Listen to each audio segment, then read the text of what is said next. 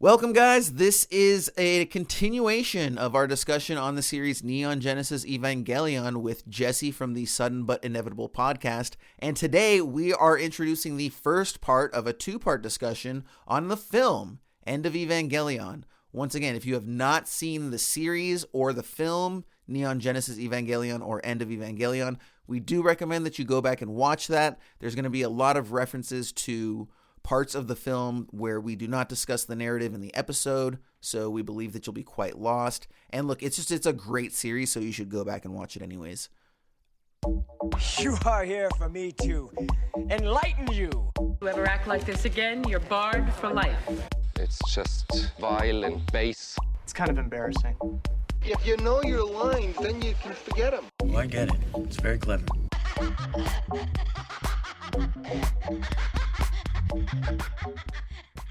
Okay, so now when the movie picks up, we've got Asuka in the hospital, and she's in a coma. Shinji's trying to wake her up, and there's something that happens right off the back that I kind of want to get your interpretation of, okay? And that's within the very first 30 seconds to 2 minutes of this film, Shinji goes to shake Asuka awake, and her blouse pops open, exposing her breasts in a very sort of explicit fashion, right? And that's not something that we've seen up until this point, and I think it's going to springboard into a discussion about how there's a little bit more frank depiction of sexuality in the movie than maybe the show. Not to an overwhelming degree, but in ways that weren't there before. What do you think that's a result of? Just very directly. Like, why do you think they chose to do that and have that scene there? So I feel like we cannot discuss this without discussing sort of the reaction to the original ending of the series, right? There was a lot of blowback when episodes 25 and 26 originally aired. There was a lot of accusations, as we spoke on earlier, of, they just ran out of money and that's why they did this. There was no narrative choice. Some people got really, really upset. Yeah, definitely. There was no big final fight. It was this weird metaphorical philosophical thing, and it was Wait. Are you telling me that people got people. upset about the last episode of a television show not matching their expectations? I know. Wild. It's a surprising Absolutely thing. Wild. But I think culturally at the time it was a little bit wild because, the creator was receiving like death threats and stuff, right? So okay, so there's a lot of backlash to the end of this series, and they're saying, why didn't we get this? Why didn't we get that? And if I'm not mistaken, the studio went, hey, we'll give you a lot of money to make a movie out of this. What do you think? So making a lot of money for the studio will have that effect, by the way. They're like, you know what? You made us a ton of money. We'll give you a fraction of that to go ahead and finish and sweep things up. We also want to tell you that we're pretty sure we're doing this because we can make more money off of you that way as well. But go on. It's the nature of the creative beast. So the backlash has to be addressed because in the creation of this movie, the creator knew, here's what some of the expectations are. Here's what people think of what I've already done. So I'm going to put some direct responses to those things in this movie. I feel is not a stretch. Okay.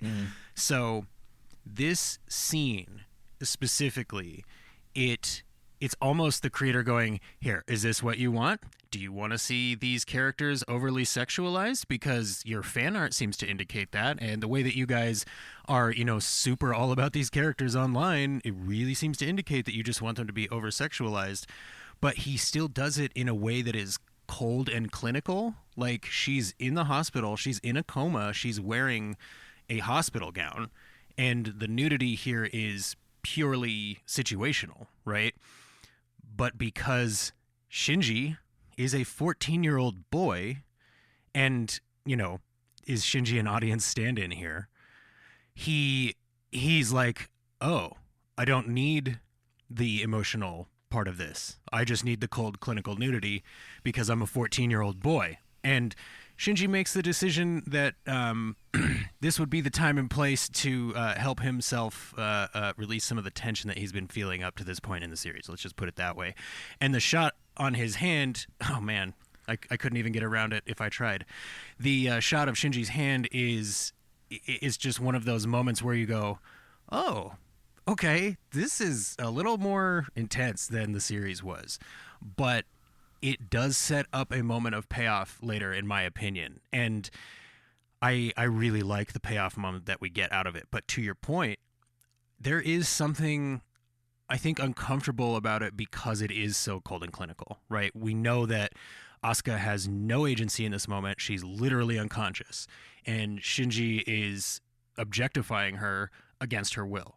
Now, it's arguable that Shinji has been doing that anyway, but to a lesser extent and to not quite the extreme that we see in this scene. Yeah, definitely. And it's interesting that you say that about how it could be sort of like a potential reaction to audience demands to sort of sexualize those characters, because it's almost like he's daring you to get sexually excited about finally seeing her breasts because she's in a coma. I mean, what worst case scenario could there be to like sexualize someone than she's than 14 being in a coma? Yeah, and the whole 14 thing is like, I think that's a big part of it, right? It's okay, in quotes, air quotes, that Shinji does it because Shinji is 14. Yeah. And it's okay that Asuka's a little weird because Asuka's 14. But it is not okay for us to be like, yes, sexualize that character, because we're not 14, right? But we understand contextually what's happening with Shinji. And I feel like it's possible that the director is going, no, some of you don't understand that context, and I'm not okay with it. Definitely. And then after that, we get the official notification that episode 25 is beginning again. I know we've mentioned it a couple times, but just to be clear that this is a retelling of the final 2 episodes of the show. And in many ways it's similar, and in many ways it's different. We're going to go into that over the course of the next 90 to 120 minutes or so, we assume. And this is, after Kawaru has already been killed by Shinji, and both sides have kind of indicated that they're, officially ready to kick off this instrumentality thing that they've got going on. And so there's a couple of direct quotes here, Jesse, that I kind of want to use to look at over the course of this discussion and kind of break down exactly what's going on. I think it's one of the things that I kind of want to identify, hopefully, with you is the exact nature of Zile's plans versus Ikari's plans, and how they may work with and against each other. So, we'll get into that a little bit, but there's a quote that they say right off the bat, okay? And I'll read it to you and we'll kind of break it down a little bit. So, one of the members of Zile says, "The spear of Longinus is lost. Lilith can no longer realize our instrumentality." Okay, so, somehow they were going to use the Spear of Longinus and Lilith to bring about instrumentality. There's more to this quote here. So, "Our hopes now rest on Unit 1, Eva 1, the Eva that Shinji has been piloting the whole time, the sole counterpart of Lilith to carry out the sacred duty." Okay? So again, in regards to the first part, or in addition to the first part, we've got them saying that the EVA 1 unit is the counterpart of Lilith, which, if we remember, was basically the angel that birthed humanity, or that's kind of where we've settled on, so to speak, right now. And then they also say that mankind's only duty is to give birth to the EVAs. So what does all that mean to you, Jesse? So it appears that, as we have discussed up to this point, the Evas could not have been constructed without some material from the angels, right? Or a combination of that with a human soul, right? Kind of like genetic material? Yeah, so the angels being like an ultra advanced version of humanity evolutionarily, but they lack a soul entirely, so we put a human soul in there via the plug system. So I gotta be honest, this part is not something that the first time that I watched the series or the movie that I came away going, oh, this is what they wanted. And I feel like that's probably fairly common. Definitely. I can say that about like 90% of what we've talked about over the last handful of hours. 100%. And I'll just throw this out there right away, Jason. I appreciate the opportunity to discuss the series and movie because I feel like my understanding has grown over this discussion just by having it. So, Same. But I think that it is meant to be a, when we first encounter Lilith, first of all, I believe we are led to believe that she's Adam, and she's, buried deep beneath Nerve, and she's on this huge metaphorical and literal cross. Yeah. And she's being held in place by the spear of Longinus, right? Yeah. And when they pull that spear out to use it to combat the angel that's in orbit, which so freaking cool. But when they pull that spear out, Lilith starts to regenerate, yes. right? So it appears that that spear is somehow either inhibiting her regeneration or maybe like altering her passage through time. We don't know, because Evangelion is smart enough to just leave those little things to your imagination. And, you know, even while they're lore dumping you in a way that doesn't make you feel like you understand anything anyway, it's very impressive of things. So it feels like the Zele plan was, okay, at the end of this whole thing, we'll unpin Lilith from the cross. She will come down. She will become the vessel for humanity, right? So later in the film, we can't talk about this without chronologically spoiling it, air quotes. Yeah. But anyways, later in the film, Eva 1 becomes the vessel of humanity and, you know, puts all the souls in one place and this, that, and the other thing. So I believe in Zele's plan, instead of Eva 1 doing that, it would have been Lilith doing that. They would have gone down, they would have released Lilith and say, okay, we're here to save you from the pain that we put you through. Will you save us now? Now will you fulfill your purpose, because we have fulfilled our purpose. We created the Evas. And if Zele believes that humanity's only purpose is to create the Evas and thus bring about instrumentality and release Lilith, then that must be why they fast-tracked the Eva series and these mass-produced Evangelions, right, that show up in the movie. And so their whole goal was just get to the end of the Dead Sea Scrolls prophecy and then believe that Lilith will do the right thing or do what we hope that she will do. Mm-hmm. And I think the only difference is that Gendo all along is thinking, okay, as opposed to having faith that just doing what is in this prophecy will be good, I'm going to actively place my hand on the hand of God and attempt to move the pieces on the board. Okay?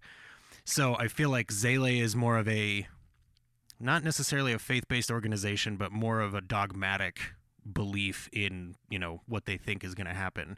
Whereas Gendo is more of a, I will control all of humanity's fate if it means I can control one part of my life. Yeah. Well, and the interesting thing is that, you know, to a degree, Lilith does kind of end up fulfilling that role, you know? And so that's kind of what's interesting is by the end of it, we'll see Zele very pleased with the way things have unfolded. Everything kind of went according to plan, but it's interesting because I don't know if it's one of those things where they sort of manipulated Genji into doing what they wanted to do to make that happen. Was it because Genji kind of goes rogue and starts his own instrumentality separate from Zele, and again, we'll get into that in a minute, but in essence, you know, I feel like both of them kind of end up achieving what they set out to do. So if they had separate aims, how did it end up going correct for both of them? Like, I know that might sound a little paradoxical, but that's kind of what I'm wondering. Like, I think it is a little bit paradoxical, and I think that's by choice. I think that it is meant to illustrate the nature of fate versus free will, sort of destiny, you know? Kind of point. Yeah, and humanity's tendency to rely on fate when it's convenient and to fight against it when it's popular. You know what I mean? Like, the best stories are those heroes that fight against fate and things like that, you know. But then there's also, it's like when things go super terrible, it's also fun to just throw your hands up and go, must just be destined to have a crappy day. So it's like, I think that exists. And again, this is so good, Jason. We're going back to what we've stated up to now, which is the series has been implicitly and explicitly stated up to this point to be about the ability for humans to hold contradicting ideas in their heart. Right. Sure. Yeah. And I think that this is a great illustration of that. We have Zele and we have Gendo, and they have, you know, very, very similar goals. But because they have so much pride in their own version of those interpretations, it's difficult for them to work together, despite, you know, the viewer going, don't they want the same thing? Shouldn't they be working together?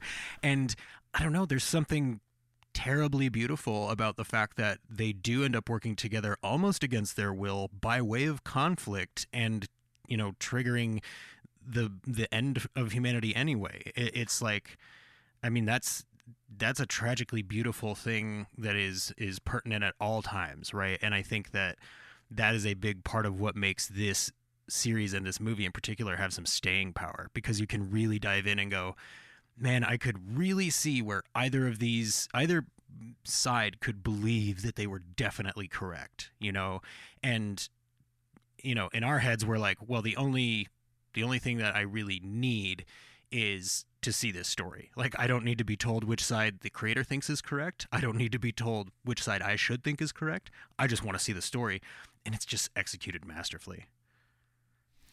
Absolutely, yeah. And as we move forward, we do start to see a little bit more of the traditional story action trope elements start to pop their head, especially in this first half. And I think that's actually very pointed, those decisions. It kind of dovetails, I think, nicely with what you said about the opening scene being a sort of commentary on the response to sexualizing the characters. We'll get into the actual discussion in just a sec, but to catch people up, this is where basically, Masato's hacking the Nerve database. She's actually getting some more info on the second impact, and that's when Seele basically responds by making an all-out assault, basically just an offensive to digitally occupy basically the Magi, not dissimilar to when we saw the Angels trying to hack Nerve and get access to the Magi. And Genji basically is like, in response, he needs Rutsuko, forget exactly how to pronounce it, to power down the Magi, right? Because she's the one that has the power, because it was her mom that put herself in the supercomputers. And so, and it's kind of interesting that most of the characters, except maybe Masato, but most of the characters end up kind of falling into their own level of depression, much similar to Shinji. We see it with Asuka at the end of the series, and we see her here at the end with Ritsuko as well. And she's just kind of resigned to have been played the fool by Genji and being manipulated, sexually, physically, emotionally, pretty much any way you can cut it up.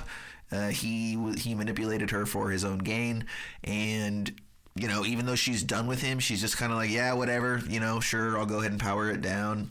From there, it sets up a scene, and this is kind of where, again, I feel like this is a clue, and let's look at this and see if we can identify this. So, first of all, I kind of forgot, and again, I know this has been a super long conversation, and especially, the way we presented it, it's been chopped up over a couple weeks. Did we ever identify the Adam Angel?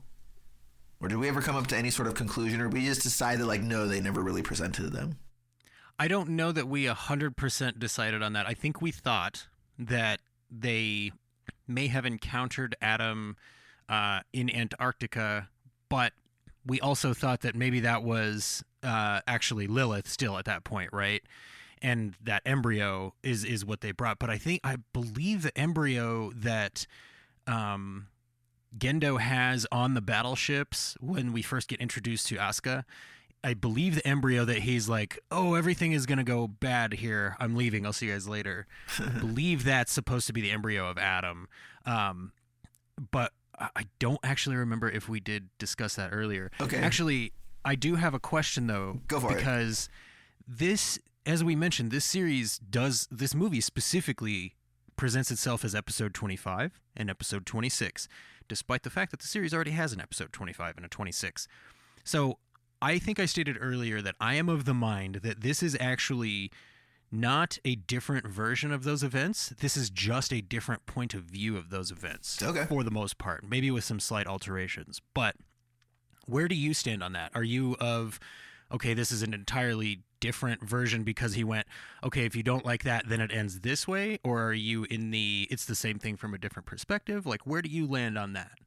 I think that he kind of tried to have his cake and eat it too, to a degree. I think he's trying to do both a little bit, to be honest. And here's the thing is like, because when you're playing in this space where there's multiple realities and subjectivity, right? I mean, you can really do anything. Like it's only one step, maybe even a fraction of a step below the "it was all a dream" thing that we all routinely hate, and understandably. Because yeah, dude, just tell me your world has crazy magic, then don't just tell me it was a dream. Like I would much rather just be in a world with crazy magic where cool shit happens than it was just all the result of someone's imagination. But I was gonna sort of bring this up later too, but this actually does fit nicely with one of the elements that I was gonna bring up, which is, are you aware of the deleted scene, the deleted live action scene specifically from the film? I personally am not. Is it? Oh, wait a minute. Is it a school scene in live action? Okay, so it's actually it's on the DVD that I have. Physical copies for the win, physical media, yay! And I looked into it and read a little bit about it because I ended up watching it yesterday. Which, by the way, no subtitles and no dub. So I watched like 12 minutes of a bunch of people speaking Japanese and just kind of trying to I think she said Ritsuko. Okay, I think these are supposed to be the girls from the thing, right? Like just trying to see, because it's just an 11-minute short film about like these girls sort of just existing and living life, like being in their apartments and going to work and talking to each other about whatever. Like it's just an 11-minute short film about these three women existing. And I found out after the fact that I thought it was maybe one of the girls, and it was just supposed to be like her singularity maybe or something like that experience. It turns out it was actually all three of Ritsuko, Masato, and Asuka. And they're, it's a real life short film of played by three Japanese women. And again, within this short film, or within the scene, which is played like a short film, there's no robots, there's no end of the world, there's no angels, there's no magic powers, there's no nothing, right? And so the fact that he wrote that sequence, even though it didn't make it into the film, the fact that he wrote the sequence and also spent all the money to film it and make the whole thing and edit it and everything, and then not even include it in the final project, right? There's a reason that exists, okay? And I think it's unfortunate because I do think the way that I look at it, I can't really interpret it to mean anything other than like, yeah, this whole thing was kind of supposed to be like a dream, so to speak, right? And the real life is, presented as flesh and blood, and they just have jobs and all this sort of stuff. So like, I would love to know if you have any sort of interpretation on that. Okay. I am so happy that you put it that way. So, as we discussed, I think it was in our most recent discussion, happiness lies in the spaces between the borders of people, right? Using your walls, the AT fields, to build a shared space that you both trust and love, the shared dream. As Rei Ayanami says, reality comes after the dream, right? So, for me, I don't know that I don't disagree with the multiple realities interpretation. What I feel personally that it might be closer to is just another illustration of Shinji losing the borders of his own reality in his own identity, right?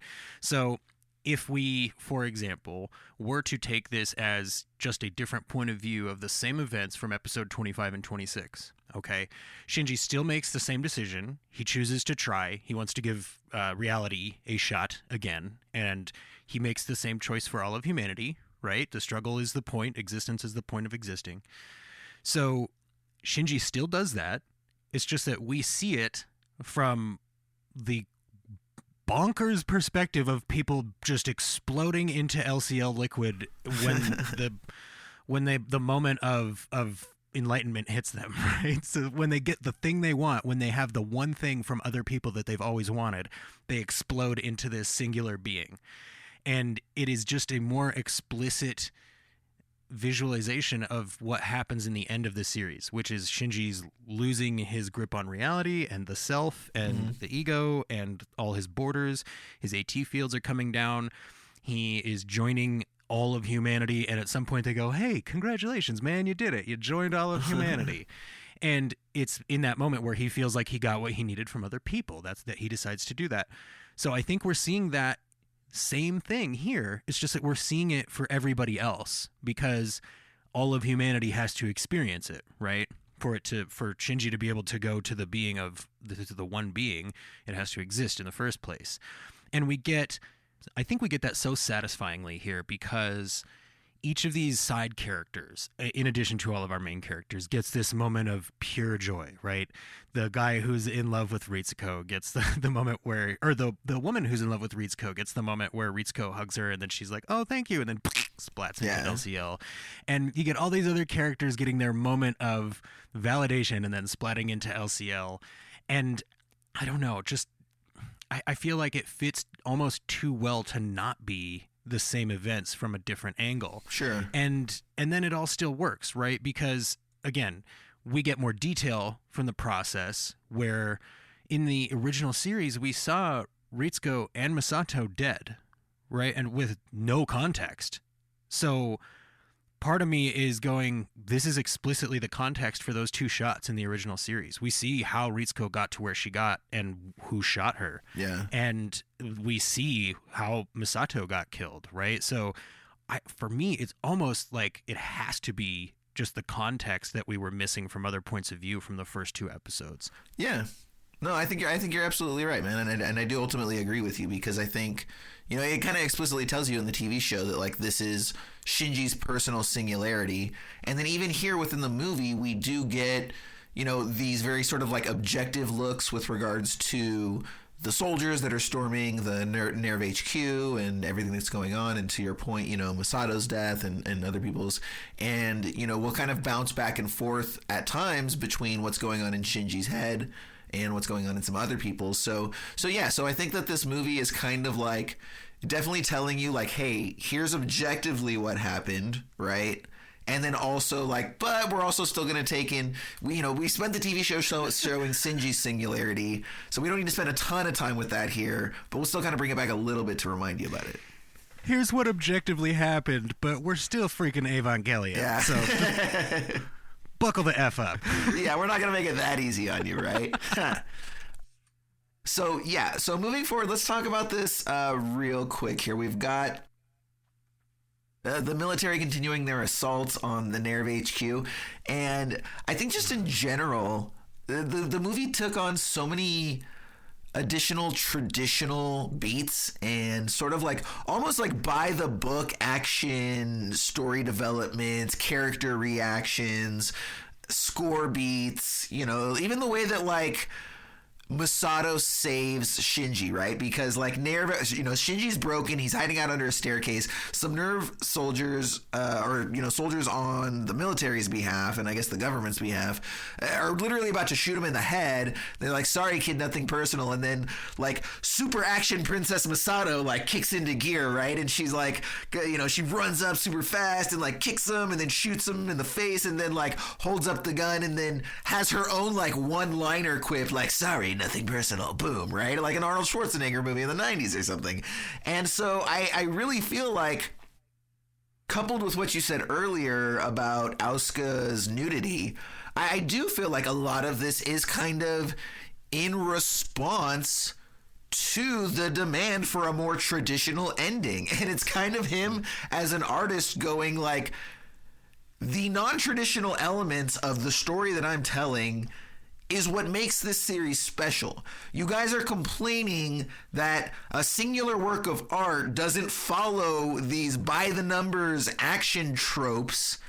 And you know what? Like, if you're going to bitch about it, here you go then. Here's everything you wanted by the numbers. Here's the quippy one-liner. Here's the cool dramatic music. Here's the nudity. Here's the everything. Fuck off and leave me alone. I'll see you in episode 26 for some weird shit again. It's him going, "Oh, do you realize that you are asking to see these people that you loved slaughtered? Do you realize that you are asking to see these characters that you love clinically naked and with no agency or control over their own actions? Do you really understand that you're wanting to see Asuka get into her Eva and get just torn to shreds because she's in an unwinnable fight? Like, do you realize what you're asking for? Okay, here it is. I'll execute the hell out of it."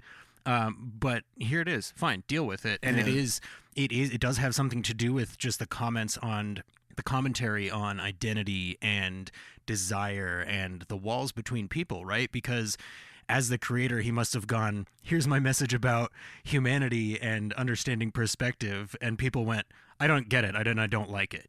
Yeah. That wasn't exactly what I expected. It's like, exactly, right? And then like, well, no, that's a criticism. Wait, I'm sorry, what do I do? Yeah, like I don't know how to create if you will not consume. Like, so yeah. There is some aspect of that, but I gotta say, I mean, it has to be said, they execute on such a high level, like just on those pieces, despite being tropey, that it is so freaking entertaining. It's the same thing. It's the same reason that you love Hot Fuzz, right? Because yeah, it's making fun of buddy cop movies, but it executes on the level of an actual buddy cop movie as perfectly as it needs to get you invested, right? Same thing here. He's commenting on, you guys are all depraved people. Why do you want to see this? And then going, but here it is, though. Doesn't it look insanely cool?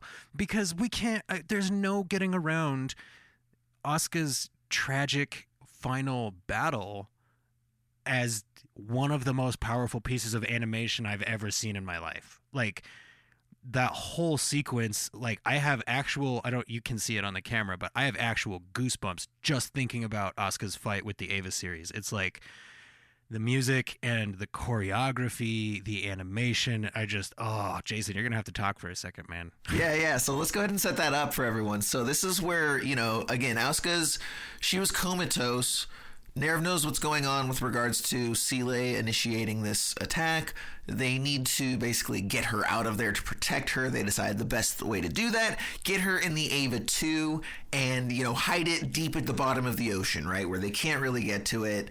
And let's just, deal with this and know that she'll be safe, et cetera, et cetera. That doesn't exactly happen because, it's the government has every single resource possible, involved in this attack. So no one's getting away with anything right now. And so she's getting barraged the hell out of it, which, by the way, I thought was interesting that the weapons that they are attacking with are very clearly like angel weapons, so to speak, right? Like, I don't know what the exact terminology is, but the weapons that the angels have been attacking with are these, very clear. It has a distinctive animation style that makes it seem like it's kind of energy based as opposed to the more traditional ammunition of like the Nerv soldiers. And the missiles that attack Asuka are very much in that same fashion. So I think they're using, again, quote unquote, like angel technology, so to speak. Well, it does seem to be, okay, the rest of Seele was trying to play catch up with their Evas, right? Like, they're always, a couple steps behind the rest of Gendo's Evas, right? So it's like maybe they were able to, and we do come to learn that they were able to duplicate some of this technology and maybe, advance and change some of it. But for example, the swords that the Eva series uses. Yeah. So I think it is meant to your point, it is meant to illustrate, look, this is literally the world versus Nerv right here. And it's, if we're looking at this as a reinterpretation of the last two episodes from the series, we knew that Asuka was starting to have this self-confidence issue and that she was starting to go, fine, I don't care, whatever. Just put me in the thing. It probably won't work. It's fine. Just have Shinji do it. I don't care. So we have some context here for that. It's not like that came out of nowhere, and I love that.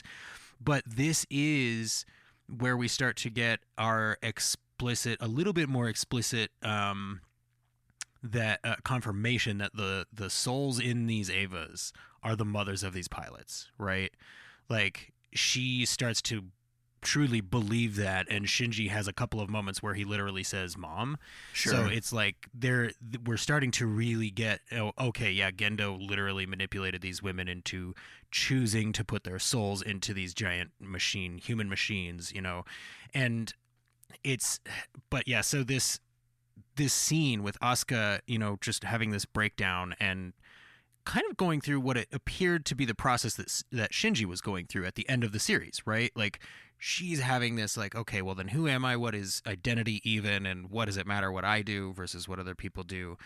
And it's, this is one of the it's difficult for me to talk about this scene because it is so well animated, it's so visceral, it's so just good in so many ways, but this is for me where we get the reassertion that Asuka is 14, right? Like, you really need to keep in mind when you watch this that everybody is 14. Like, Yeah. that informs a lot of their decisions and actions. Absolutely. Yeah. And she just feels so childlike in a vulnerable way here. And Asuka is not a character that usually feels vulnerable. Sure, absolutely. Now, we're going to have this discussion right here about exactly what's going on, because I think that I can sort of challenge you a little bit. And again, not to say that any of this is objective or not, right? But so I think it's interesting what you said about the souls of, the mothers being sort of the souls that were infused into these Evas, right? Because we've identified that they're, biomechanical and that they needed souls input in them. Now, here's what I'd like to sort of suggest to you, so to speak. Especially if we get the confirmation at the end that the Evas are designed to basically persist through time, right? So they live infinitely. So actually, let's look at it this way. So if what you say is correct, one of two things either happens with regards to souls, and that's there is one soul input in the beginning of the Eva originally, and that soul persists through time with the Eva, right? Because the soul is, not bound by the same constructs of time, space, etc. Or the souls are like interchangeable, right? Like a soul can be removed and put in later. Here's why I suggest this, which is if a soul is going to persist through eternity and the pilot is not, would they design it such that Asuka's mom is then like everybody's mom moving forward, right? But if a new pilot, if that's not that pilot's mother, does it still have the same impact? You know what I mean? Or is there some sort of syncing going on, or it's like, you know what, this is the eternal mother, it's the mother of everyone, right? So how would you kind of resolve that aspect of it? So I believe the answer to that question, and this is going to sound incredibly condescending, but I just realized it as you were speaking, and that's the only reason I'm speaking it with confidence.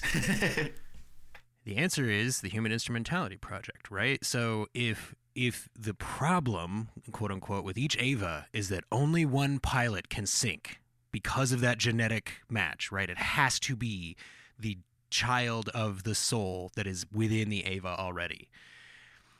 If the goal of the Human Instrumentality Project is to create one all-soul for humanity, okay, then the Evas are absolutely just a vessel for the all-soul. And if you can break the walls between the souls down to the point such that humanity is all one puddle of LCL, right, which we already know is part of the functioning of the Eva, then I would think that by combining all genetic material of humanity into one being, you'd have the access to the necessary genetic material within the plug, and that would be enough, and that would create that's how the Eva becomes the vessel for humanity's souls, right? Which Zele thought was Lilith. But to that point, from a purely physical standpoint, I think it would mean that the Eva would have to evolve physically, like to be able to contain that much LCL fluid. Yeah. But I think I am realizing as we discuss it that that's the point. If the Eva is the only thing that they can guarantee will persist and they can bond human souls to the Eva, then that's why they're trying to implement instrumentality. And it just comes down to Zele going, oh, we need to bond all of humanity's souls to Lilith, and Gendo going, no, let's bond all of humanity's souls to my wife. Yeah. I really know how to pick them. Yeah. Well, and here's one of the things that I kind of had considered, and I'm still not sure where I fall on this, but a large part of me considered that when Asuka has the realization that her mother's soul is present with her, right, and that maybe physically or not, and it may be imbued in this Eva, and she gets this power, and then she, is able to fight the S2 Evas and all of this. Part of me wondered, and this again would tie in with the sort of like, depression aspect of it and treatment as far as all that's concerned, which is that, we touched on earlier in the discussion, a large part of this film's underlying truth is the nature of whatever you believe is the truth, right? We discussed this. And so I wonder if it kind of is along those lines, like maybe it's not an objective truth, but maybe it's Asuka's truth. And even if it's not a reality or an objective truth, the mere fact that she believes it to be true, quote, like they say, strengthens the walls of her heart to the point that she now has a well-developed AT field, right? Because that's what they say. They say the AT field is a direct reflection of the walls of your heart. And when she has this quote-unquote realization that her mother is present, that's when she's able to develop the AT field. But based on what they're saying, it wouldn't necessarily be like the mother's direct influence creating the AT field. Again, it's Asuka's internal emotions creating that. You understand that what I'm saying? Does it make sense? I agree with you. I think we may have discussed previously that we choose the image that others see of us, and we do have some control over that, but their perception, the other's perception, is the final filter, and that cannot be altered. But if she is going, okay, here's my filter, then that's where she seems to be drawing that strength from, because she does go from like literally pouting at the bottom of the ocean to, what am I doing? I am Asuka freaking Soryu Langley, and I am going to kill everything immediately. Yeah. It's like, it really does, and I think this goes back to her character in general, and I know we discussed this, that Asuka is there to show you that anger really can be a useful tool. It's just that it's not always enough. It's not usually enough to get all the way to your goal, right? But you can have this sort of anger that is like, I'm so angry at the world that I refuse to let it beat me. Like reality itself is my enemy, and I'm going to fight like hell to win. Yeah. And in this case, man, that's a pretty literal statement, right? And I think it is representative of, to your point, just those different viewpoints. It's Asuka going, I now believe this, so here's how I feel about that. And Shinji has to come to realize, oh, it's not about the fight, it's about letting yourself not fight. It's about, just trusting other people's perception of you to be somewhat true, and keeping in your heart the contradictory idea that just because it's somewhat true doesn't mean that's exactly who you are. And man, Asuka's character in general, for me, I think might be my favorite throughout the series. And we do get this moment from her. This is, I think, the direct callback from the first scene, where we are hearing her thoughts, and we're hearing her thoughts in conjunction with, how Shinji perceives her. Mm. And she says something like, I know you've been jerking off to me. Yeah. Why don't you just do it right now, right in front of me?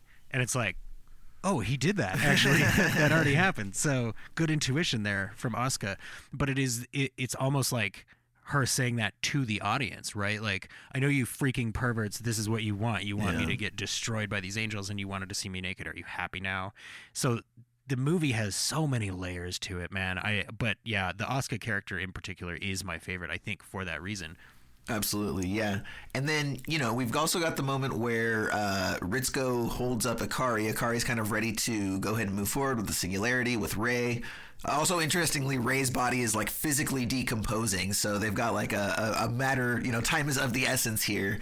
And there's a very interesting scene where Ritsuko stops him, holds him up, says that she's going to disengage the supercomputer that is her mother's minds, and when she tries to, it's rejected by the Casper part of her mind, who was the lover aspect of her mother's personality that unfortunately chose Genji over her.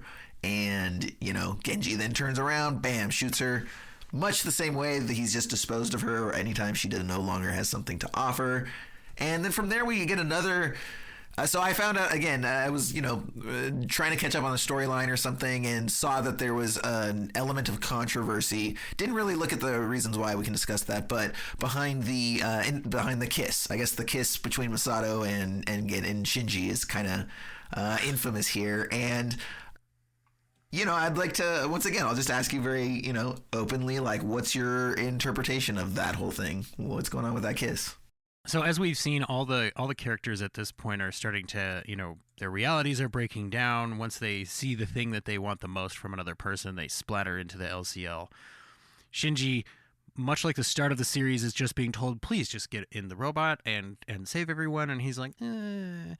And I mean, like, that's a synopsis for the entire series right there. But we do get this, like you said, action princess Masato shows up, and it's like, some part of us has always known that this is what she is, right? This is what she's trained for, and the role that she has chosen is to be Shinji's guardian. Like, this is what that means in this world, right? She chose to, at some point at the end of her job, sacrifice herself for him. She chose that a long time ago because she doesn't have any kids of her own, and she, her father was never around and constantly abandoned her, so she's like, I'm not going to do that. I'm going to be there for this kid. But that kiss, man, it's there's something about it. Okay, we can't just say that it's okay because it's animated and it's, a movie. But yeah, it's not appropriate. But that's kind of the point. Masato knows she's going to die, but she also knows that Shinji is a sexually frustrated 14-year-old boy who needs to be, like, jarred into reality and given some instantaneous motivation. And, I mean, easy way to do that for a 14-year-old boy is have a woman, twice his age, give him a deep, deep French kiss, and then intone that if he makes it back, he's going to get to do everything else he's always wanted to do. Sure. So it's like, it's definitely in my head, her character going, what can I say to get this kid motivated? How do I get him into the machine? I have to give him something. And she's literally at the end of her rope. So she goes, I have nothing. I will just say, I know that you're a 14-year-old boy. I can offer you my body and see if that works. Because, I mean, at this point, she is offering her body, right? She's sacrificing her body for Shinji. So in this moment, Misato becomes the Eva. She becomes the soul of Shinji's mother. She's protecting him. She's the one, reaching up to put her hand over his head as the girders fall from the ceiling. It's just that in this case, those girders happen to be UN soldiers, and she really is cool, man. Nothing personal, and just But yeah, it is a. I could see where people would bump on it as going, whoa, she's making out with a little kid. But it's also like, if that's the first thing that bumps you in this movie, something's wrong with you. Yeah, for sure. Well, and to me, I think also there's an element of the same way that the series kind of takes moments to remind you that these are kids. I think maybe it's doing the other thing and reminding you that, like, hey, she's an adult and there are adults in the room too, because most of the series, Masato's just very youthful, right? Like she kind of just feels like an extension of the other kids. Like, it never really feels like she's playing mom. It always feels like it's, she's like the cool aunt at most or something like that, And I think that in this moment, the one thing, again, she's like, this is how adults kiss, right? Like, there's this distinctive call out of, like, I'm an adult and you're a kid, right? And I think that's ultimately what it is calling out to us as the audience. I do think that in terms of the narrative, there is an element of her probably trying to motivate him, and then also just, there is a relationship that developed between them, and it's a very cinematic quality to have an action, a gift, like some sort of physical something that happens to represent and wrap up the nature of their relationship, right? And we've even seen that before, where an inappropriately older person, kisses someone younger. I'm thinking of Blank Check right now. They do that in the all-time classic Blank Check from Disney, which even when I was young was like super weird. Like, why is she kissing him? She's so much older. But either way, so I do wonder if there's sort of like a narrative aspect. But again, to me, it was really that distinction of, like, again, we really see her being an adult and the sexuality that she has shown throughout the episode, where it's just kind of these horny teenagers, crushing on their teacher, and she's very cutesy and, hey guys, what's up? But this is like a very womanly, seductive, deeper sexuality, almost primal, that hasn't really come up before, where it's been kept surface level. Well, I feel like, you can't talk about anime in general, and specifically Neon Genesis, without talking about the fan service camera shots, right? where we have moments of there are a lot of those. The male gaze gets animated early on, into the right, show, where it's just like having the girls bend over and showing the ass shots and stuff. And Shinji, like we have these tiny little shots of like maybe the top of a character's breasts, right, but in a shirt, or like the side of a character's butt cheek, but they're wearing clothes, right? Like I feel like some of these little shots are meant to indicate, okay, this is Shinji still, at the end of the world in a pile of pressure and has no idea who he is. As a 14-year-old boy, he's still going, ooh, there's some leg, ooh, there's some boob, ooh, there's some leg, ooh, I see some skin. Like, because let's be real, dude, when you're 14, that is happening in your brain. Absolutely. Right? That's the relatable part of who Shinji's character is. So I feel like if we look at this as I mentioned before, if we just look at this as another interpretation of the same events that happened in the original episode 25 and 26, then maybe if we envision this scene as purely happening in Shinji's mind, even, right? Then this is one step along the lines of him choosing to join all of humanity's soul. This is him getting what he thinks he needs from another person. He's saying, just love me, just pay attention to me. And connecting with another person is Shinji's most difficult thing in the entire series. And I think that we know that Misato recognizes that. So she's like forcing a connection on him to make him realize, look, sometimes humanity isn't exactly how you want it to be. Sometimes it has to be an older woman, like making out with you. But humanity is worth fighting for, and existing is the point of existence, and you should give us another shot at existing. Please go fight to keep us alive, you whiny little brat. Absolutely, man. Now we're actually about to sort of wrap up episode 25 here, about halfway through. But before, there's something that I need to come back to. I sort of brought it up before with regards to whether or not we saw Adam, right? Because there is an explicit line that Ikari states, and it's actually earlier on, right about when the Nerve HQ, when Zile attacks the Nerve HQ. And Ikari says, we have Adam and Lilith.